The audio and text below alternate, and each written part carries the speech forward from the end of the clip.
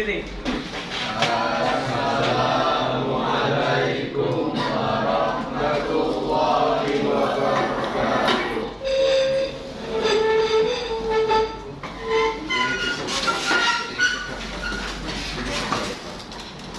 Pray.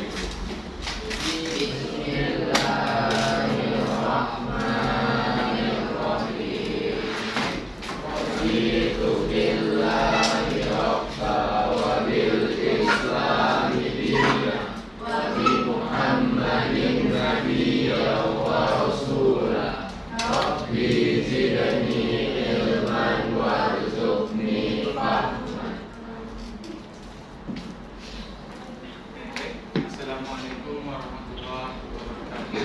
Waalaikumsalam warahmatullahi wabarakatuh. Apa kabarnya semua? Alhamdulillah. Masih semangat nak baca siang nih? Masih. Soalnya kalau siang ini emang udah hutan, jam itu memang agak ngasih bawah kan. Berarti sama udah makan siang. Coba. Udah makan semua ya? Udah, Pak. Udah.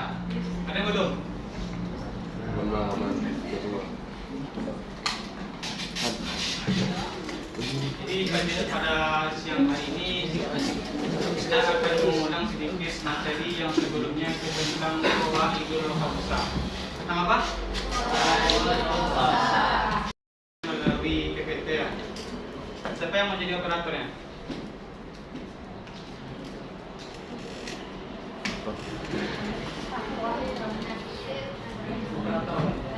Ada yang mau? Ketua? Dua. Ambil Bang ini. Mau dia? Tapi PPT-nya kamu kirim dia Pak bukan di bagas. Ya, aman, Pak.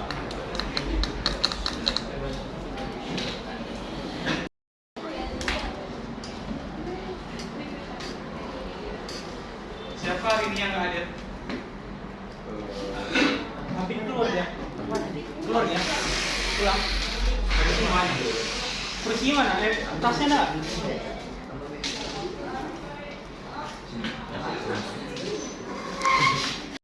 Tentang Qawaidul Khamsah. Sebelumnya abang tanya dulu.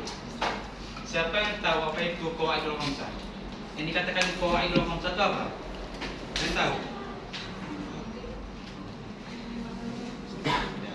Qawaid al-Khamsah. Itu singkatannya apa pengertiannya? 5 kaidah Si Qawaid Khamsah itu apa? 5 kaidah usul fikih. 5? Kaidah usul fikih. Yang lain? Sama.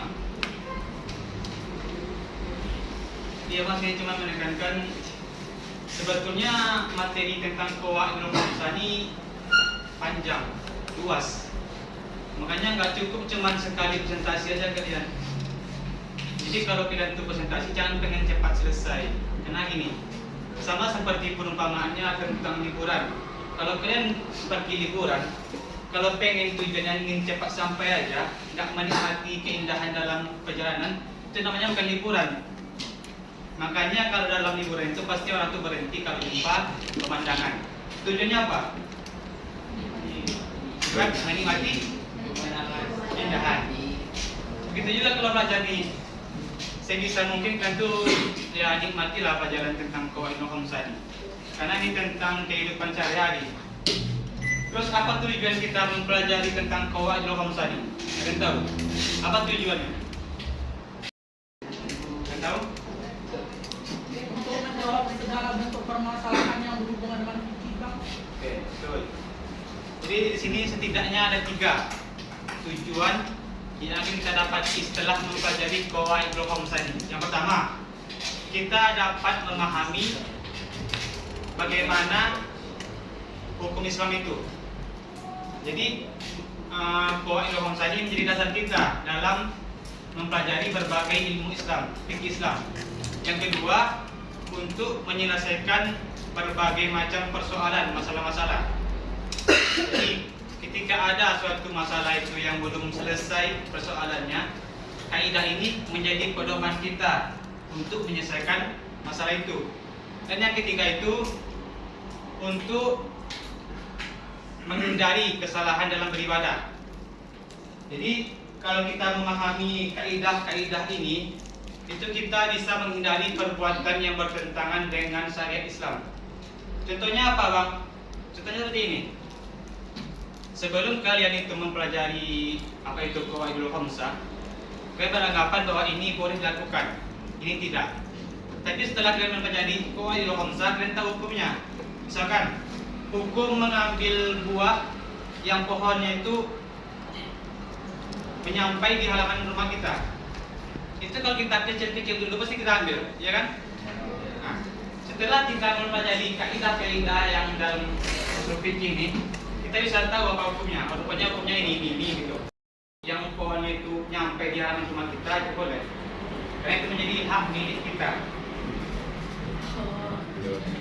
Jadi sebetulnya banyak yang akan dibahas dalam qawaidul khamsah ini. Karena qawaidul khamsah ini baru anaknya ada baru dalam usul fikih. Jadi kan qawaid ini kan nanti 5. Apa? Kaidah. Khamsah kan 5. 5 kaidah ini ada lagi anak-anaknya. Melahirkan lagi dia 5 kaidah. Dari 5 ini ada lagi turunannya. Ini banyak. Sedangkan ini aja masih sedikit nih dalam usul fikih. Jadi kita itu memang kalau bisa nikmati lah setiap pelajaran yang akan dipelajari itu. Abang dulu tuh di SMK nih, rindu masa-masa SMK.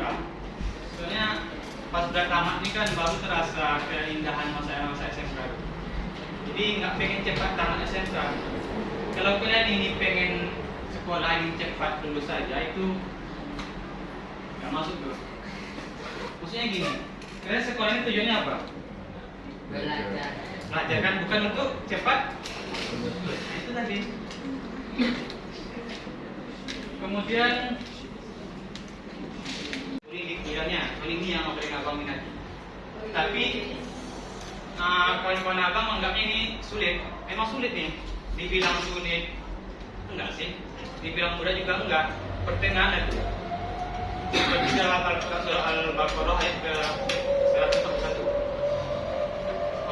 Jadi pertengahan. Enggak ke kiri dia, enggak ke kanan. Jadi pertengahan.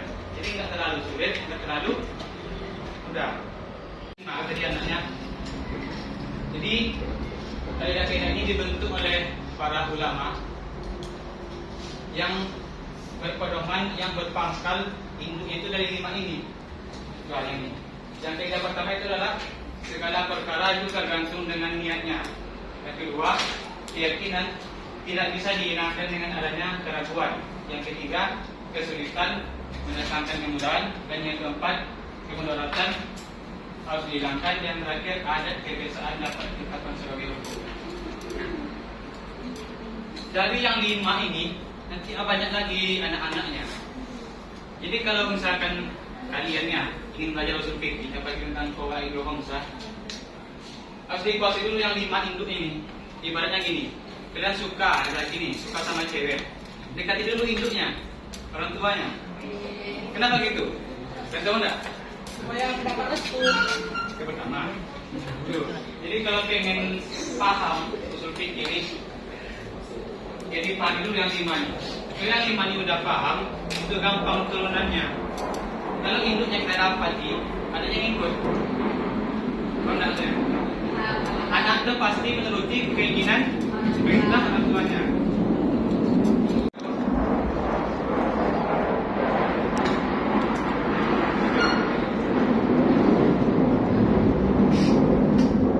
Sekarang tanggal yang lahirnya tanggal 13 apa? Baca. Kenapa? Kalau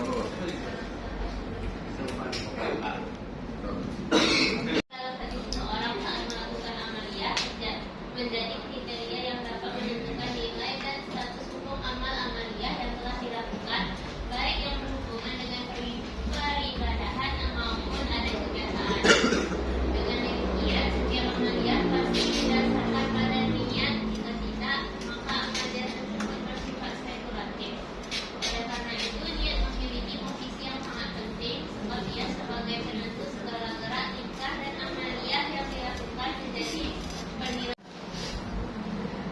alasan hukumnya.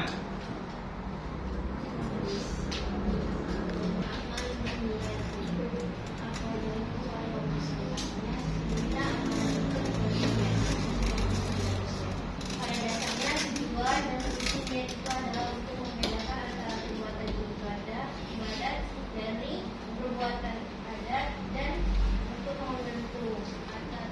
Tetapi dengan niat zakat akan berbeda dari memberikan kepada mereka tanpa niat tindakan ini sebagai sumbangan sosial. Oke, di sini ditekankan lagi melalui. Oke, itu kaidah yang pertama.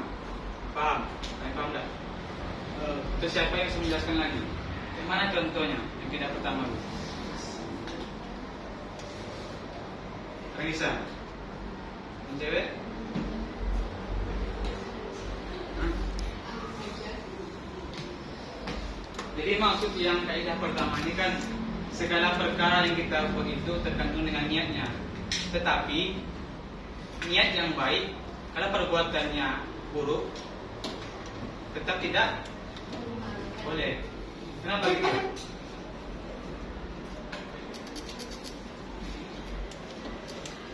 Contohnya kan ada dalam PPT itu kan, misalkan nih, ada seseorang mencuri, merampok. Dia merampok, uang itu tujuannya untuk membantu fakir miskin. Apakah boleh? Tapi tadi niatnya tergantung, jadi perkara tergantung niatnya. Niatnya baik untuk membantu fakir miskin. Kenapa nggak boleh? Itu tuh hak kepemilikan orang. Tapi niatnya kan baik. Itu hak orang. Tapi segala perkara tergantung niat. Kalau dia memilih untuk mengatakan itu untuk talak, maka jatuhlah talak satu. Tapi kalau dia sekedar mengatakan itu untuk biar istrinya ini berkunjung kepada orang tuanya dan berahmi, maka talak. Contoh lain, seorang teman berkata kepada temannya lagi, ambillah sepeda motor ini. Apa maknanya? Ada dua makna loh. Satu untuk dia, satu Untuk dia. aplikasi. Kemungkinan pertama, ambillah sepeda motor ini. Maksudnya, dia memberikan hadiah itu kepada temannya. Makna yang kedua, dia berkata seperti itu hanya sekedar untuk meminjamkan. Kalau dia misalkan berkata itu untuk memberikan hadiah, maka hak kepemilikan sepeda motor itu jatuh kepada temannya. Tapi kalau dia berniat adalah untuk meminjamkan, maka tidak jatuh hak kepemilikan. Itu contohnya. Paham? Yang kita pertama. Paham tak? Oke, next, lanjut.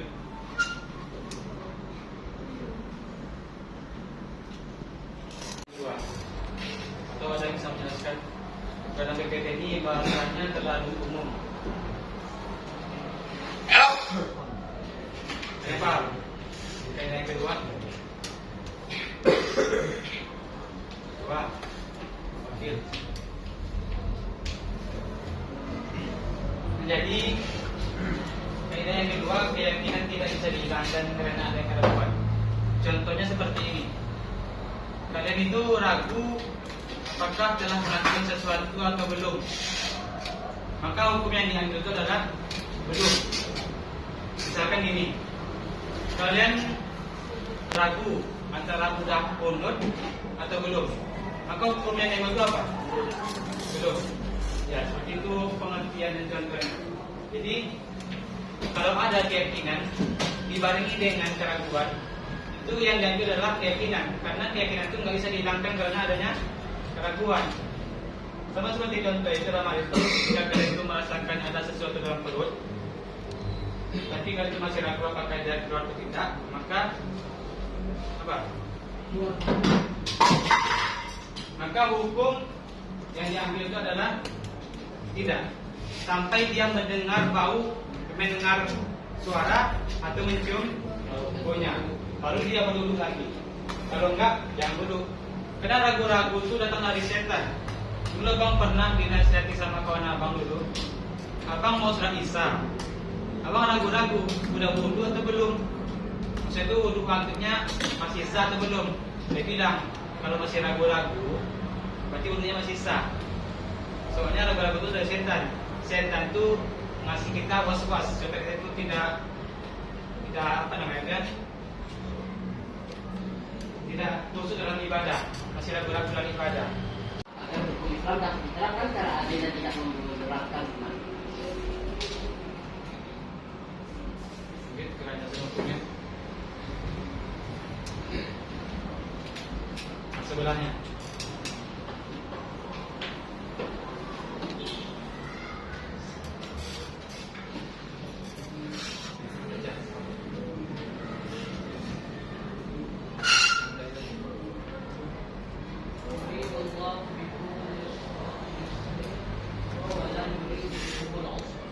Artinya Allah menghendaki kemudahan bagimu dan Allah tidak menghendaki kesukaran bagimu.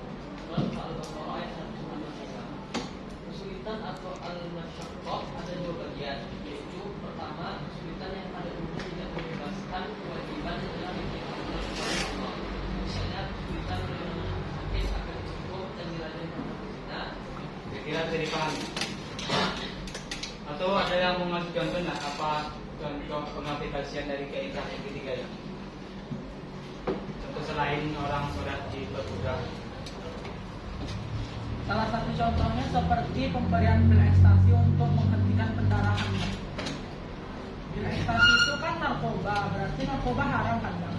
Cuman ini kan dalam uzur syar'i untuk menghentikan pendarahan suatu kecelakaan mungkin. Soalnya ekstasi itu juga digunakan untuk menghentikan pendarahan seseorang Bang. Siap untuk mana? Jadi kalau kesulitan ini kan ada kemudahan dalam Islam. Kenapa dikasih kemudahan? Tujuannya untuk kemaslahatan umatnya. Allah itu tidak mengeratkan satu kaum. Jadi diberikanlah keringanan atau rukhsah. Makanya ada turunan dari kaidah ketiga ini namanya rukhsah itu tidak dikaitkan dengan maksiat. Maksudnya seperti ini.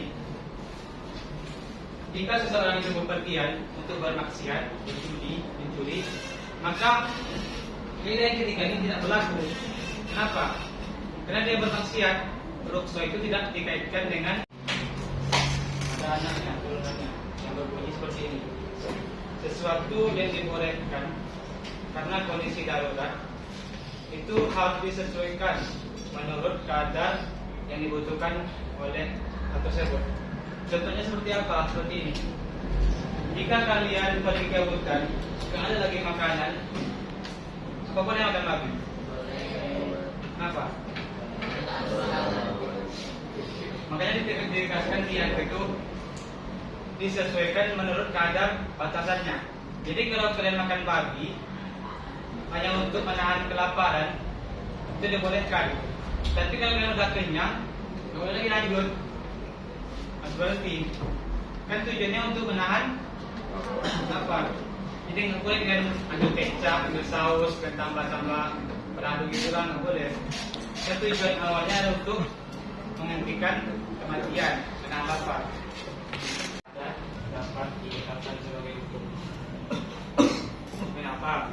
Maksudnya, kayak mana bisa ada tuh ditetapkan sebagai hukum? Kan cuma kebiasaan aja. Kalau ada itu nggak bertentangan dengan Al-Quran dan hadis, itu boleh dijadikan. Sedangkan Imam Hanafi aja banyak ngambil kebiasaan manusia sebagai hukum. Begitu juga dari Imam Malik yang mengambil hukum itu dari kebiasaan orang-orang di Madinah. Selagi kebiasaan itu nggak bertentangan dengan syariat. Tapi kalau bertentangan ya itu nggak berlaku lagi hukum ini. Dan nggak bisa. Contohnya itu adalah Minangkabau. Bilang Minangkabau itu suku itu mengambil ke perempuan. Sedangkan laki-laki ini orang Jawa, perempuan istrinya orang Minang. Maka anaknya itu mengambil suku ke ibunya orang Minang. Makanya kalau orang Minangkabau itu yang suami dan anak itu tempat tinggalnya itu di rumah perempuan. Tapi enggak nggak untuk kemungkinan kalau suami itu masih memegang kuasa dalam rumah tangga. Ini kan nggak ada dalam Al-Quran kan, jadi kan nggak bertentangan, maka dibolehkan dipakai sebagai hukum dalam syariat Islam. Kalau bahasa dulunya, kenapa aku nggak ngambil dulu lagi? Kenapa nggak gue nggak kayak sekarang? Ya tadi kan ada cerita nih. Yang betul. Iya itu betul. Kenapa aku nggak ngambil dulu lagi? Nah, banyakin yang pertama. Setelah itu banyakin dibilang sama teman-teman dulu. Kawannya emang ragu-ragu, dibilang sama dia ragu-ragu itu setan. Jadi banyakin kayaknya udah masih berlaku beberapa. Kecuali kalau abang nggak ada bertanya kepada teman abang sendiri yang ragu, makanya ambilnya itu ragu-ragu. Jadi ambil diurut lagi kita. Berarti aku kayak gini kemarin tuh makanya aku nggak ambil. Ya, tapi nggak apa-apa. Tapi kalau masih ragu-ragu ya ambil lagi. Kalau sebaiknya ambil lagi. Berarti yang kedua, tapi ini ambil hukumnya. Berarti yang pertama nggak berlaku lagi. Dia keyakinan itu hanya bisa dikalahkan oleh keyakinan yang lebih kuat. Misalkan ini yakin yang pertama, yang kedua lebih yakin, yang kedua ini yang diambil. Seperti tadi, kalau dia belum kunut, tapi dia ada yakin yang keduanya. Jadi yang keduanya, tapi biasanya itu nggak ada begitu. Biasanya masih ragu-ragu. Makanya diambil yang belum kunut untuk menjaga aja. Ada lagi yang mau tanya? Saya mau nanya masalah tentang daging babi tadi, Bang. Kalau misalnya daging babi itu bentuknya udah jadi lauk gitu, Bang, gimana tuh, Bang? Kan tadi Abang bilang nggak boleh kalau misalnya. Kalau udah jadi lauk, berarti ada orang yang mengolah kan? Hah? Iya kan? Yang satu-satu makanan yang ada tuh berbentuknya tuh bentuk lauk yang udah dibumbuin gitu daging babinya, Bang. Ya, terus? Itu tuh gimana? Kan Abang bilang tadi kalau misalnya daging babi itu boleh dimakan asalkan jangan berbumbu itu, jangan dikecapin, jangan diiniin. Yang berbumbu itu maksudnya gini. Kaidah dalam yang kelima itu kan gini. Sesuatu itu boleh kita makan yang dilarang karena mudarat, karena ada pengecualian. Tapi kita makan itu sesuai kebutuhan kita, nggak sesuai yang kita inginkan, nggak sesuai gitulah. Jadi kalau kita udah kenyang, udah sesuai kebutuhan perut kita, nggak boleh lagi makan babi itu. Itu yang dilawat tuh nggak boleh pakai bumbu, pakai kecap, pakai saus, segala macam. Itu. Jadi kalau kamu udah kenyang makan babi nih, untuk menghilangkan kematian, biar nggak lapar, itu sampai kenyang aja makan babinya. Terus tuh nggak boleh lagi hukum tuh, nggak berlaku lagi. Kita nggak perlu banyak-banyak, yang penting paham aja. Soalnya kalaupun dibahas lebih dalam bisa, cuman waktu kita nggak sempat. Rencananya abang mau bikin game pertanyaan, cuman karena waktunya mungkin terbatas, jadi nggak sempat. Ya, sekarang abang nikmatilah selama kalian belajar di Naduan. Nikmati semua materi-materi yang diajarkan oleh guru. Hormati setiap guru yang masuk. Karena kalau kalian sekalipun pintar dalam bidang akademik, bidang olahraga, tapi kalau kalian nggak menghormati guru, ilmunya nggak berkah. Karena ilmu guru itu berkah. Seperti contohnya seperti ini. Ada seseorang itu yang sangat pintar dalam misalkan bidang matematika, tapi akhlak dan tabiat itu nggak menghormati guru. Maka apa yang dapat dari kepintarannya? Nggak ada. Cuma dia paham teori aja, tapi adab itu nggak ada dia. Nah, misalnya, nanti semua saya SMK untuk menikmati kebersamaan dengan teman-teman. Nah, kemudian kewajiban Sani merupakan fondasi kita dalam beragama. Dalam bangunan, kalau nggak ada fondasi itu kan runtuh bangunannya. Sekalipun bangunan itu kuat berdiri. Jadi kalau bangunan itu kuat, fondasinya pun kuat, maka akan terbentuk bangunan yang sangat kokoh, akan tumbang. Begitu juga dengan kewajiban Sani. Dia sebagai fondasi dalam agama. Kalau kalian mau memahaminya, maka kalian akan bisa menyelesaikan persoalan hukum dalam kehidupan sehari-hari. Itu tujuan dari kita mempelajari tentang Qawaidul Khamsah. Enak, kamu semua kan? Jawabannya enggak? Nah, tadi kan di KR yang kedua kan ada lebih ke belum kan. Nah, kalau misalnya dia lebih yakin ke udah tuh, berarti yang diikutin yang udah kan? Iya. Dia tadi mengambil yang belum, tapi dia Udah kan abang tadi bilang misalnya ada orang yang udah mundur nggak ya gitu kan? Nah, dia ngambil berarti ngambil dulu. Tapi kalau dia lebih yakin pak ya udah. berarti yakin udah, berarti udah. Berarti kartunya hilang. Ini aku yakin Berarti itu. nggak Berarti wajib nggak aku ngambil itu dulu. namanya itu. Oke, abang. Jadi gini. Kalau dia yakin yang kedua, berarti itu yang kedua yang dipakai. Kalau masih ada ragu-ragu, berarti yang pertama ngambilnya. Gimana?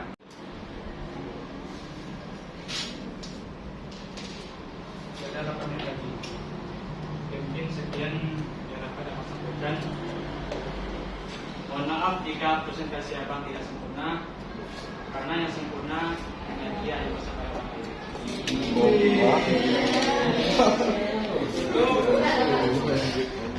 Untuk pertemuan hari ini kita cukupkan sampai sini, karena kalau sama dia nggak mungkin. Apa doang? Hidup tanpa kasih. Cukup sekian, terima kasih.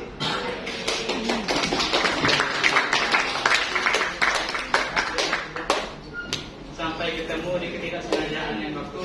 Assalamualaikum warahmatullahi wabarakatuh. Waalaikumsalam warahmatullahi wabarakatuh. Ya, ada